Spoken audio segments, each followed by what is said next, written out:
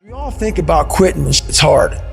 It's hard to process information during pain because that pain takes over and you can't think rationally. You're thinking about fight or flight, save yourself.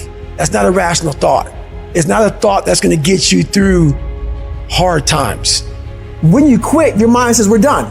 So it doesn't expand. There's no expansion when you quit. You will not find toughness in a comfortable environment. The only way you find it is to drown yourself in a position where you're just out of sorts, where you can't swim and you're drowning. You're drowning in life. You're now in like, I gotta get out of here. You're in fight or flight. It's cold, I can't be cold this long. And then this is where that 1 second decision comes in. You forgot every reason why you wanted to be there. All you want to do is go back home. You want the warmth, you may want something to eat. All those things of comfort are there in that 1 second. What you have to do in that 1 second is say, you know what, man? F that.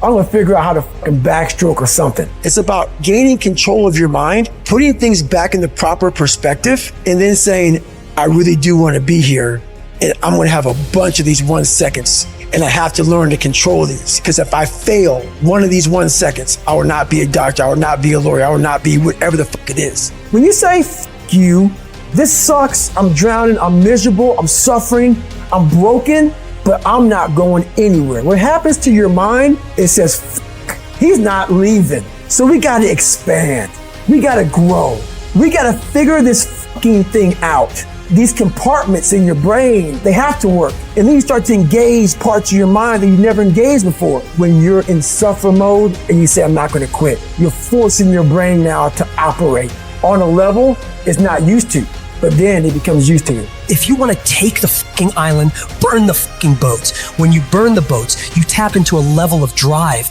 determination, and courage that you may have never experienced before. You become unfucking stoppable. You are not any further than where you are right now because you have never thrown your whole self at anything in your life.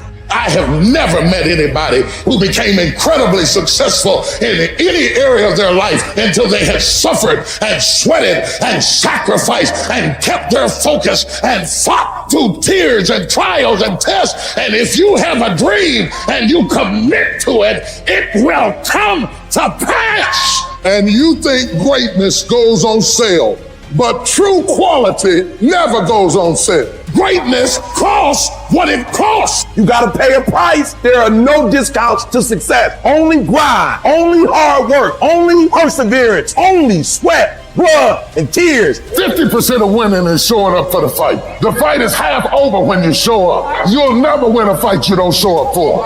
I am through hiding in the shadows for fear that I might fail. I'm showing up for the fight.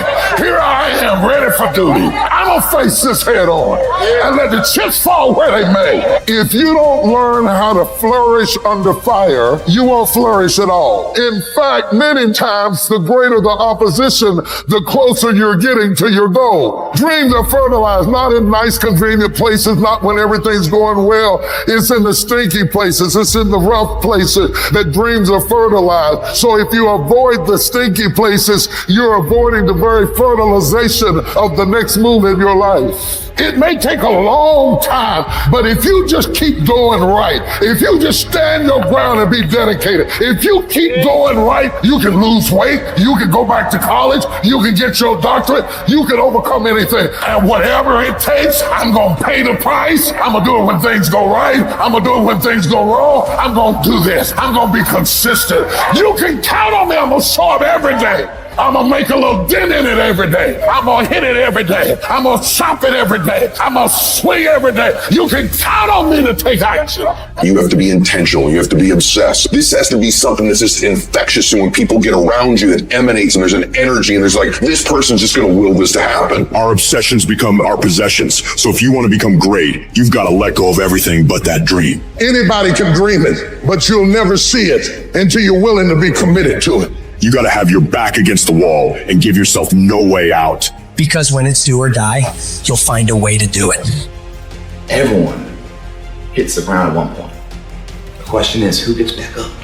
Failure is part of success. Someone achieves a title and everyone tries to chase that title. They never get the title. And why? Because they're chasing the title. The title's nothing, there's nothing there. It's not the materials, it's the individual that created the title. You gotta study the character. And when you study the character, you'll see failure everywhere. You'll see some dark hours, man. But all of this fell apart. Why didn't it? The belief of the individual, true as with where he's going, kept his eyes focused on the horizon, didn't get carried away with all the ups and downs and the bullshit battles of the daily. It said, are you on a journey of betterment, moving somewhere in some progressive state? Are you moving, or are you sat down and giving in, throwing in the towel, resting on what you have, not willing to take that risk? The thing is, everyone that's done it and achieved it have failed a million times over before they finally got it. Failure and setbacks. People quitting, chargebacks, flunking the exam. That's all gonna happen. Just get ready. You're gonna have false start after false start. Get it going, then you don't. Get it going, then you don't. Don't give in to that stuff. Don't give in to the fears. Don't give in to the setbacks. You're gonna have failure. It's part of the game. And when you get weak, when someone quits, when an appointment cancels, when some Yahoo tells you you shouldn't be doing this, and you're not good enough, or there's something better, whatever they tell you, you remember why you're doing it.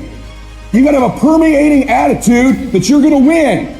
You gotta have a positive outlook. You gotta be optimistic. You gotta know you're gonna win. Right now, you gotta say, I'm gonna win. I'm gonna win. My life is gonna win. There's gonna be a victorious life here. Because listen to me, the price you pay for losing here is too extreme. You have to carry the burden of failure the rest of your life. The people in life that win play offense, not defense.